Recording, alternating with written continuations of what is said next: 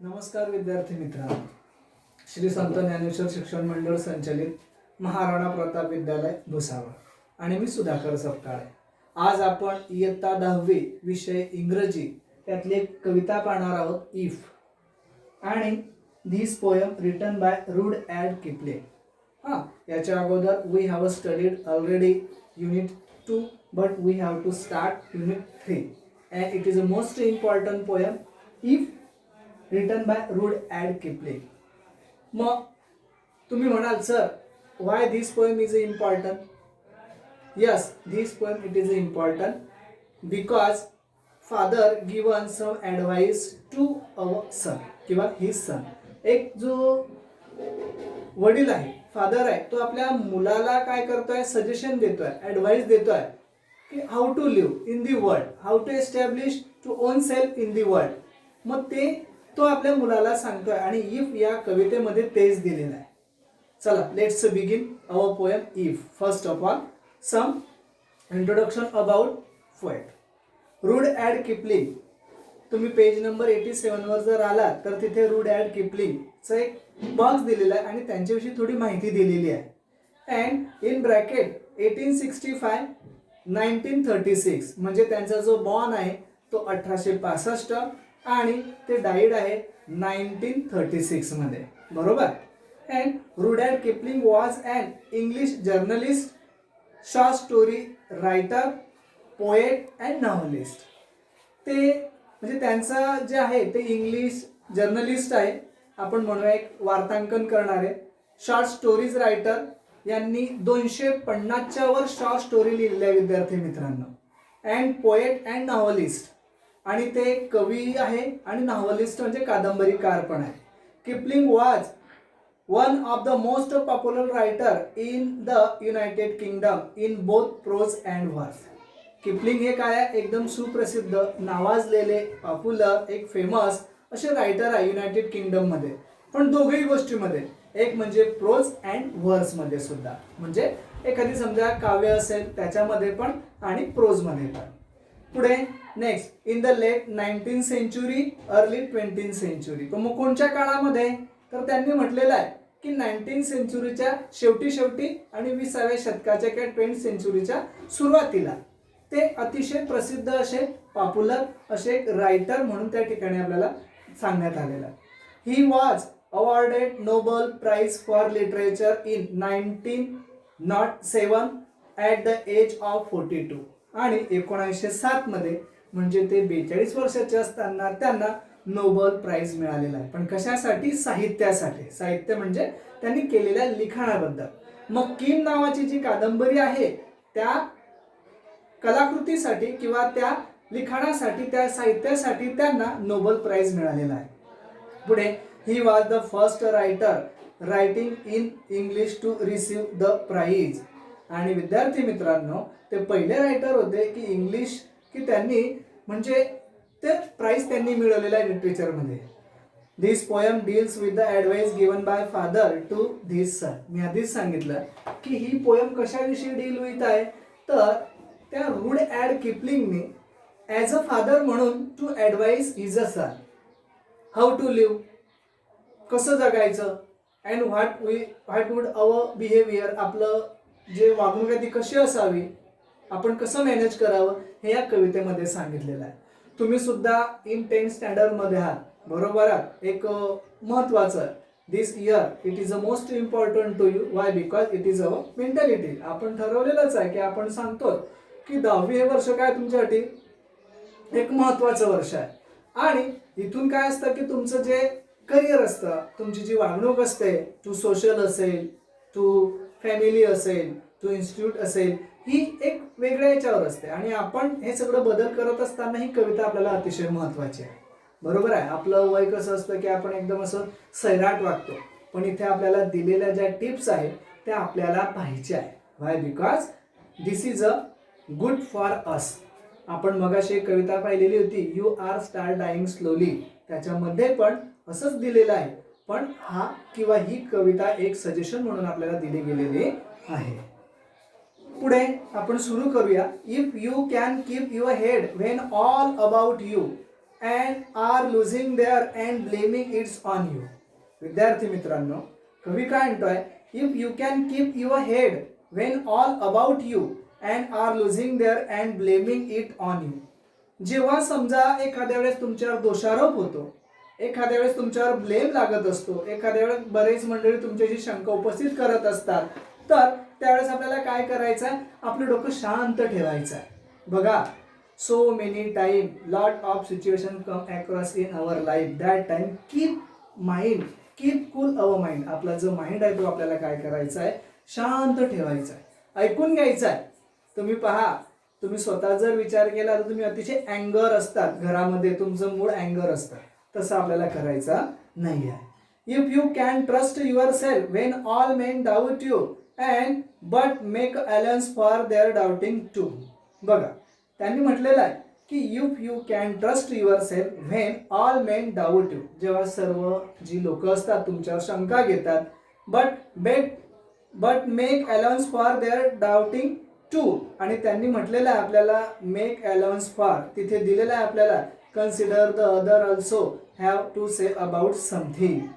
आणि तेव्हा आपल्याला काय करायचं आहे की जेव्हा आपल्याला शंका घेतली जाते तेव्हा या गोष्टी आपल्याला काय करायच्या आहे, थोडं विचारात घेत असताना, विचार करत असताना आपल्याला एकदम काय करायचं आहे की ट्रस्ट म्हणजे आपल्या स्वतःवर एक विश्वास ठेवायचा आहे. बघा, असे इन्सिडेंट आपल्या आयुष्यात घडत असतात की आपण ते करतच नाही, पण आपल्याला त्याचा ब्लेम येतो आणि बरीच लोक आपल्या विरुद्ध आपल्याला संशय घेत असतात. तेव्हा आपल्याला काय करायचं आहे, थोडं विचार करून एकदम आपल्या स्वतःवर विश्वास ठेवायचा आहे. बरोबर. पुढे, if you can wait and not be tired by waiting. जर समजा तुम्ही वाट पाहू शकत असाल, धीर धरू शकत असाल तर. Or being lied about, don't deal in a lies. तुमच्याविषयी कोणीतरी असं वाईट सांगितलं जात आहे आणि त्या खोट्या गोष्टीला तुम्ही बळी पडत नसाल तर. अँड ऑर बिंग हेटेड, डोंट गिव्ह वे हेटिंग. आणि समजा तिरस्कार केला जात आहे किंवा तुमच्याकडनं किंवा काहीतरी गिव्ह वे टू हेटिंग म्हणजे एखादी तिरस्कार केला जात आहे, तिथे दिलेला आहे त्याचा अर्थ allow hater to take control oneself. तेव्हा आपल्याला काय करायचं आहे, आपल्याला कंट्रोल करायचा. एखाद्याकडनं समजा आपल्याविषयी खोटं बोललं जात आहे तर आपण खोटं बोलणं याच्यामध्ये समाविष्ट होऊ नये आणि आपण काय करायचं आहे, स्टेबल राहायचं आहे आणि विचार करायचा आहे. And a don't look too good or talk too wise. बघा, आपल्याला अजून काय करायचं आहे की अतिशय चांगलं किंवा अतिशय बाजूपेक्षा चांगलं दाखवणं हे आपल्याला आवडणार नाही आहे, इतकं पण आपल्याला दाखवायचं नाही आहे. बट आपल्याला काय करायचं आहे त्यांनी की a don't look too good and not talk too wise. म्हणजे आपल्याला बाजूपेक्षा सुद्धा एकदम आदर्शवादी बनायचं नाही आहे. बघा, आपल्याला इथे सांगितलेलं आहे जर तुम्ही असं केलं तर you will get a success. तुम्ही यशस्वी व्हाल, तुम्हाला यश मिळणार आहे, असं रुडयार्ड किपलिंग त्याच्या पोयम मध्ये सांगत आहे. बरोबर आहे. किंवा आपण असं जरी म्हटलं की the poem deals with advice given by father to his son. आपण सेकंड स्टॅन्झा पाहूया. If you can dream and not make dreams your master. विद्यार्थी मित्रांनो, आपण जर पाहिलं तर ही ओळ आपल्याला सर्वात चांगलं किंवा भरपूर काही सांगून जाते. कसं, if you can dream and not make dream your master. तुम्ही स्वप्न जरूर पहा, बाळगा तुमच्या मनामध्ये स्वप्न, पण त्या स्वप्नांना तुमच्यावर हावी होऊ देऊ नका, त्यांचे तुम्ही गुलाम होऊ नका. बरोबर आहे. वाक्य थोडं अडगडीचं वाटतं आपल्याला, थोडं कठीण वाटतं, पण पहा, तुम्ही स्वप्न पहा पण त्या स्वप्नाला आपल्यावर हावी होऊ देऊ नका. का असं का म्हणत असतील, कारण day by day we can think about this, we are thinking about lot of things and we can't achieve lot of things. आपण सगळ्या गोष्टींचा विचार करतो पण सगळंच घेऊ शकतो का, नाही. तुम्ही स्वप्न पहा. आता समजा तुमच्यातील एखाद्या विद्यार्थ्यानं स्वप्न पाहिलं की नाही सर मला पंतप्रधान व्हायचं आहे, I have to become a prime minister of India. बरोबर आहे, स्वप्न आहे, पण त्या स्वप्नाला तुमच्यावर हावी होऊ देऊ नका. बरोबर आहे. नाहीतर आपलं काय होईल, वी आर स्ट्रेच, आपण ताणले जाऊ आणि त्याच्यामध्ये काय होईल की आपल्याला खूप असं नुकसान होईल. असं करायचं नाही. आपल्याला जे वाटतं किंवा आपल्याला जे असेल योग्य तेच आपल्याला करायचं आहे. म्हणून कवी काय म्हणतोय, इफ यू कॅन ड्रीम, तुम्ही जर स्वप्न पाहत असाल तर not make a dreams your master, त्या स्वप्नांना तुमच्यावर सत्ता गाजवू देऊ नका. If you can think and not make a thoughts your aim. बघा, तुम्ही समजा, if you can think and not make a thoughts and your aims, if you can meet triumph and disaster and treat those two impostor just the same. त्यांनी म्हटलेलं आहे की समजा तुम्ही भरपूर विचार करत असतात and not make thoughts your aim, ते सगळेच विचार आपण अंगीकारू शकतो का? नाही. परत पुढे दिलेलं आहे त्यांनी, if you can meet triumph and disaster, जर समजा तुम्हाला विजय मिळाला, एखादी आपत्ती तुमच्या समोर आली, तर treat those two impostor and just the same. आपल्याला काय करायचं आहे विद्यार्थी मित्रांनो, की ती जी दोघं गोष्टी आलेल्या आहेत त्या आपल्याला एक सारखं म्हणून, मुखवटा घालून त्या गोष्टी आलेल्या आहेत त्या आपल्याला सारखं म्हणून ऍक्सेप्ट करायचं आहे. उदाहरणार्थ, एखादी असतो व्यक्ती की त्याला समजा काही विजय जास्त मिळाला तर आपण काय करतो, त्याचा उन्माद माजवतो. बरोबर आहे की नाही? उन्माद माजवतो. पण एखादी समजा कॅलेमिटी झाली, एखादी डिझास्टर आलं, तर आपण काय करतो, मिळून सुद्धा पडतो. We lose our temper. बरोबर आहे? मग आपल्याला तसं पण करायचं नाहीये. मग कवी काय म्हणतोय, and treat those who impostor just the same. आणि या दोघंही याला काय करा की मुखवटा म्हणून ते आलेले असतील त्यांना सारखंच ट्रीटमेंट द्या, म्हणजे एकदम सारख्या परिस्थितीमध्ये राहा. पुढे, if you can bear the hear the truth you have spoken and twisted by nets to make the trap for fools. बघा, जर समजा तुम्हाला हे पण सहन करावं लागणार आहे की एखादी सत्य आहे, तुम्ही ऐकतात, तुमच्याकडनं ते बोललं गेलेलं आहे, पण काही जी मतलबी लोक असतात, बरोबर, त्यांनी म्हटलेलं आहे twisted by nets to make trap for a fool, म्हणजे जे तुमच्याकडनं काही अर्थ घेणारे किंवा तुमच्याकडनं फायदा करू पाहणारे लोक असतील, ते जे तुमचं बोललेलं सत्य वेगळ्या पद्धतीने लोकांसमोर मांडत असतील, तर त्यावेळेस तुम्हाला काय करायचं आहे, सक्षम राहायचं आहे. And watch the things you give your life to broken. तुम्ही एखादी गोष्ट पाहता, तुम्ही घडवलेल्या गोष्टी तुमच्या समोर तुटत आहे, त्या स्कॅटर होत आहे, that time stoop and build them up and with the one out tool. आणि विद्यार्थी मित्रांनो, जर असं होत असेल तर तुम्हाला काय करायचं आहे, तर तुमचे जे जग विखुरलेलं आहे त्याला एकवटायचं आहे आणि जणू एक प्रकारे ते जी पृथ्वी असेल, ते सराउंडिंग असेल, तुम्हाला ते कवेत घ्यायचं आहे. बघा, पुन्हा वाचतो आहे, watch the things you give your life. तुम्ही आयुष्याला जे जे दिलेलं आहे ते, but it's a broken, it's a scatter in front of you, that time don't upset. You have to only gather all of things as like a to embrace earth. तुम्हाला जणू त्या पृथ्वीला किंवा तुमच्या त्या सराउंडिंगला जे विखरून पडलेलं आहे त्याला सावरायचं आणि पुन्हा त्याला कवेमध्ये घ्यायचं आहे. बघा, एकदम पॉझिटिव्ह कविता आहे, अतिशय छान कविता आहे. आपण ही समजून घेतली तर आपल्याला याच्यापासून सुद्धा काय भेटतो की एक lesson we can learn from the poem. बरोबर. पुढे बघा, आपण जर पेज टर्न केला म्हणजे पेज नंबर 88 वरती, तर शेवटच्या स्टँजामध्ये पहा, अतिशय महत्वाचं आहे. तिथे तुम्ही पहा खाली पिक्चर चित्र सुद्धा दिलेलं आहे. Father and his son are talking about किंवा शेअरिंग समथिंग अबाउट असं.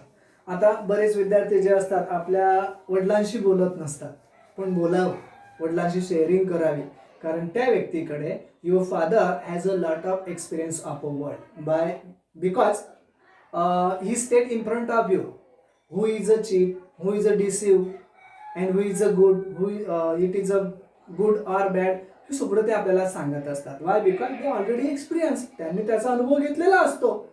But we deny, this is a psychology, we deny, we never accept there advice. But I tell to you, accept their advice also. If you can talk with a crowd and keep your virtue.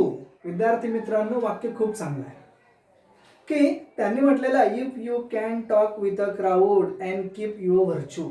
म्हणजे तुम्ही जर एखाद्या गर्दीमध्ये असाल, एकदम गोंधळामध्ये असाल, तर तुमची सतसत वेग बुद्धी, तुमचं पावित्र्य तुम्ही जपून ठेवा. आता गंमत अशी झालेली आहे की आपण लोंढ्यामागे पडत असतो. बरोबर आहे. We ran behind the crowd. आपण एक we are compare to our rat running म्हणतो आपण, किंवा रॅट जी कॉम्पिटिशन म्हणतो त्याच्या मागे आपण धावतात रॅट रेसमध्ये. But we haven't do like this. आपल्याला असं करायचं नाही आहे. त्यांनी म्हटलेलं आहे if you can talk with a crowd and keep your virtue. तुम्ही समजा गर्दीमध्ये असाल, तुमचे विचार तुम्ही मांडत असाल, त्यांच्याशी जोडले गेलेले असाल, तर तुमचं पावित्र्य, तुमची सतसत वेगबुद्धी तुम्ही काय करा, टिकवून ठेवा. बरोबर. कसं सर? तर आपण पाहू शकतो, it is a gold chain, it is a gold some piece, काहीतरी सोन्याचा तुकडा आहे. आपण त्याला कुठेही टाका, त्याची किंमत कमी होणार आहे का? नाही. तसंच आपल्याला रुडयार्ड किपलिंग सांगताय की तुमची किंमत जी असेल ती कमी होऊ देऊ नका. सतसत वेग, बुद्धी आणि पावित्र्य जपून ठेवा. और walk with a Kings nor lose the common touch. तुम्ही खूप श्रीमंत जरी झालात तरी तुमचा जो संबंध आहे किंवा तुमचा जो परिचय आहे, तुमचा जो संगत आहे, ती कॉमन माणसाशी किंवा सामान्य माणसाशी जोडून ठेवा. तुम्ही पहा, समाजामध्ये पाहत असतात, you can see around the world around you lot of people change. Why? Because they got the money. त्यांच्याकडे जेव्हा पैसा आलेला असतो ना, त्यांचं बिहेवियर चेंज झालेलं असतं. बरोबर? बट तो काय म्हणताय? Walk with the Kings. तुम्ही समजा अतिशय उंच जरी झाला, फ्रेश सारखा वापरलेला आहे वॉक विथ द किंग, म्हणजे तुम्ही जरी श्रीमंत झालात तर त्यावेळेस तुम्हाला काय करायचं आहे? Don't lose your common touch to common people. सामान्य लोकांशी आपली नाड तुटता कामा नये. असं जर करत असाल, you will get a success. तुम्ही अतिशय चांगल्या प्रकारे सक्सेस व्हाल. बरोबर? पुढे, if neither foe nor loving friend can hurt you. बघा, all if all men count with you but none too much and if you can feel the unforgiving minute. त्यांनी म्हटलेलं आहे की लूज द कॉमन टचचा अर्थ पाहिला, count with ने म्हणजे त्यांनी सांगितलेलं if neither foes nor loving friend can hurt you. जर तुम्ही इतरांना दुखावू शकत नसाल, म्हणजे आपल्याला दुखायचंच नाही मित्रांना, तर you will get a success. For all men count with you and to none too much. बघा, म्हणजे जे लोक आहेत त्यांना तुम्हाला काय करायचं आहे? सारखीच वागणूक द्यायची आहे, इक्वली इम्पॉर्टन्स द्यायचा आहे, म्हणजे आपल्याला त्याप्रमाणे त्यांच्याशी वागायचं. आणि असं जर तुम्ही करत असाल तर you will get a lot of success in your life. If you call feel the unforgiving minute. जर समजा तुम्ही हे करत असाल तर तुमच्यासाठी काय असणार आहे? तर एकदम चांगलं गोष्ट असणार आहे. त्यांनी दिलेला आहे अनफॉरगिव्हिंग मिनट म्हणजे time that does not wait for anyone. आणि तुम्ही जर असं करत असाल तर अतिशय चांगली गोष्ट आहे, कारण वेळ आपल्यासाठी काही थांबत नाही. पुढे, विथ 60 सेकंड म्हणजे जो सेकंड असेल, 1 मिनिटामध्ये जे असतं 60 सेकंड 1 मिनिटमध्ये ते असेल तर डिस्टन्स रन. आपल्याला ते बराबर निघून जात आहे. बरोबर आहे? 1 सेकंड म्हटलं की बराबर निघून जात आहे.